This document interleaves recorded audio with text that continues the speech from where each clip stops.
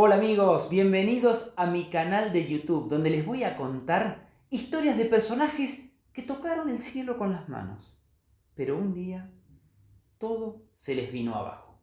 Hoy los invito a viajar a Falkenau an der Ege, que en el momento en el que empieza esta historia era parte del Imperio Austrohúngaro, pero que después se hizo famoso por ser parte de los Sudetes, una región que fue el primer tarascón que pegó la Alemania nazi en lo que después fue Checoslovaquia. Allí, el 11 de octubre de 1909, nació nuestro personaje de hoy, un tal Ronald Richter, que pasaría a la historia como el genio loco que engañó al general y le prometió armar pequeños soles en la Argentina. Richter, como les dije, había nacido allí, en lo que luego fue Checoslovaquia. Hizo sus primeros estudios, no se destacó mucho, pero como su familia era acomodada, estudió en la Universidad Carolina de Praga y pronto su padre le puso un laboratorio para que él, que se había recibido de físico, hiciera sus primeros palotes. Ahora, en plena Segunda Guerra Mundial, él pasa a trabajar para el gobierno nazi y es allí donde conoce al hombre que le cambiaría la vida. Un tal Kurt Tank, un ingeniero aeronáutico que trabajaba para la aviación de la Alemania de ese momento. Cuando se termina la Segunda Guerra Mundial y en 1948 muchos nazis emigran de ese país a distintos puntos, varios de ellos llegan a la Argentina. Entre ellos estaba Kurt Tank y también Ronald Richter. Se cruzan por esas cosas de la vida en la Argentina y Richter envuelve a Kurt Tank con un proyecto de propulsar aviones a través de la energía nuclear. Kurt Tank le dice: yo te voy a presentar a Perón. Vamos a ver al general. Este hombre, Ronald Richter, tenía una personalidad avasalladora. Era totalmente carismático, encantador de serpientes. Cuando llega al despacho del presidente Perón, no solo se lo mete en un bolsillo a él, sino a cuanto brigadier y ministro rodeaban al entonces presidente de la nación. Le promete a Perón en ese mismo acto que él era capaz de manejar la energía atómica a través de la fusión nuclear y lograr lo que ningún país había logrado todavía. Con eso, la Argentina, que se encaminaba a su famoso plan quinquenal, iba a tener energía de sobra para abastecerse, crecer y exportar. Así que Perón enseguida le da todo lo que necesita a este hombre. Se baraja la posibilidad de instalarse en Córdoba. Finalmente, se termina instalando en la isla Güemul. Allí, en el sur argentino, este hombre monta un laboratorio y se empieza a manejar a gusto y piacere, con fondos que le enviaba el mismísimo general Perón. Hasta que un día, sin que nadie supiera lo que este genio, podemos decir, estaba haciendo, llama por teléfono a Perón. Cuando Perón levanta el teléfono, del otro lado escucha solamente: mi general puede anunciarlo. La mañana del 24 de marzo de 1951, fría y soleada, Perón convoca a periodistas en la Casa Rosada, acomoda unos papeles, se pone intrigante y finalmente anuncia: la Argentina ha logrado dominar la energía atómica. La Argentina es potencia nuclear. Imagínense ustedes a dónde había llegado Ronald Richter. Tenía todo lo que quería. Le dan un doctorado honoris causa y Perón lo adoraba. Solo hubo 3 personas en la historia que tuvieron un poder casi sobrenatural sobre Juan Domingo Perón. Una fue Eva Duarte, Evita. Otro fue José López Rega. Y el tercero fue Ronald Richter. Tenía dominio absoluto del presidente de la nación. Perón le había dado el equivalente actual a $300 millones para que hiciera lo que quisiera en la isla Güemul. Le había dado un Cadillac descapotable con el que el tipejo se paseaba a sus anchas por la isla. Y lo había nombrado prácticamente una especie de gobernador de la isla.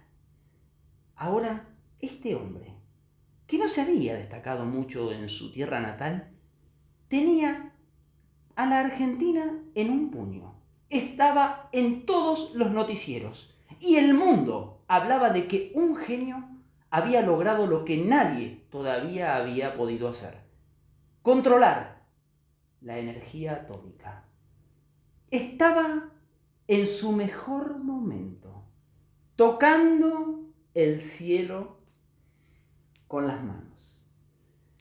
Pero siempre hay un pincelazo que te descontrola la energía atómica. La noticia de que Argentina era potencia mundial en energía nuclear recorrió el mundo. Imagínense, el New York Times lo puso en tapa. Un país del sur había logrado lo que las grandes potencias no habían podido. Eso se corrió por todo el mundo. Y cuando llega a la Unión Soviética, los popes de ese conglomerado de repúblicas dicen: ¿cómo puede ser que nosotros todavía no hayamos dominado la energía nuclear y lo haya hecho este tipo en la Argentina? Buscan y rebuscan y encuentran a un tal Alfred von Arden. Alfred von Arden había sido compañero de Richter en esa época que él trabajaba para el gobierno alemán en la Segunda Guerra Mundial. Y lo conocía muy bien. Así que él mismo cuenta en sus memorias que cuando los soviéticos se enteran, los llaman a la madrugada a su laboratorio de Siberia y le dicen: venite ya a Moscú, queremos que nos expliques algo. Cuando von Arden llega a Moscú, ve la noticia, pero enseguida lee que el que descubrió, el que logró eso, fue Richter. Dice dos palabras: es imposible. Richter no sirve para nada. No tiene ni siquiera una tesis coherente de su doctorado. Es un inútil, olvídense. Eso llegó a oídos del gobierno nacional. Ya Perón estaba dudando un poco, a pesar de que había sido totalmente embaucado. Poco después se inicia una investigación. Un tal Balseiro, ¿le suena? Por el Instituto Balseiro. En ese momento, trabajando en el exterior, es llamado para que venga a investigar qué estaba haciendo este genio loco en la isla de la Patagonia.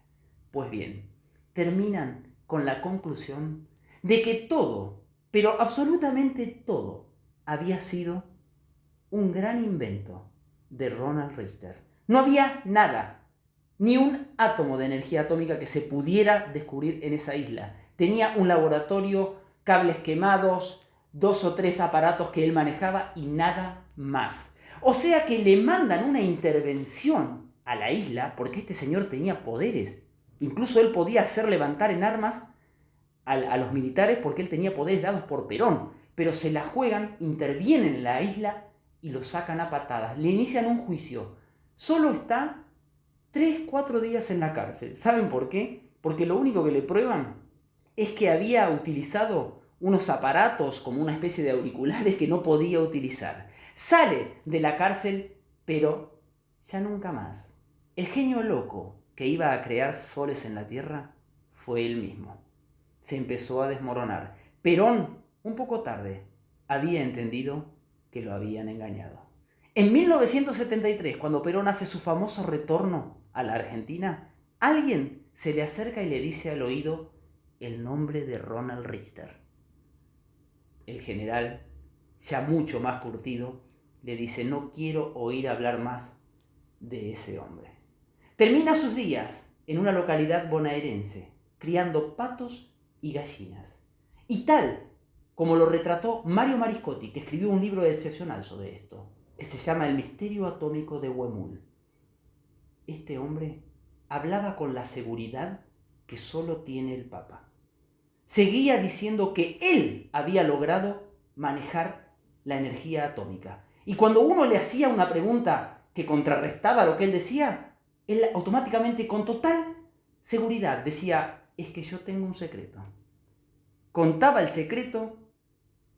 Cuando uno lo volvía a retrucar, decía: es que usted no sabe mi otro secreto. Así se terminaron los días, un poco fuera de la realidad, de Ronald Richter, que murió solo, olvidado y pobre en la localidad de Monte Grande, criando patos y gallinas. Casi medio siglo después, el 24 de diciembre de 1991, medio siglo después de haberse hecho famoso por haber sido el genio loco que engañó al general. Bien amigos, espero que les haya gustado esta historia. Le pido que se suscriban al canal, que le pongan like y que lo compartan. La próxima semana los espero con una nueva historia del Cóndor Manzoni.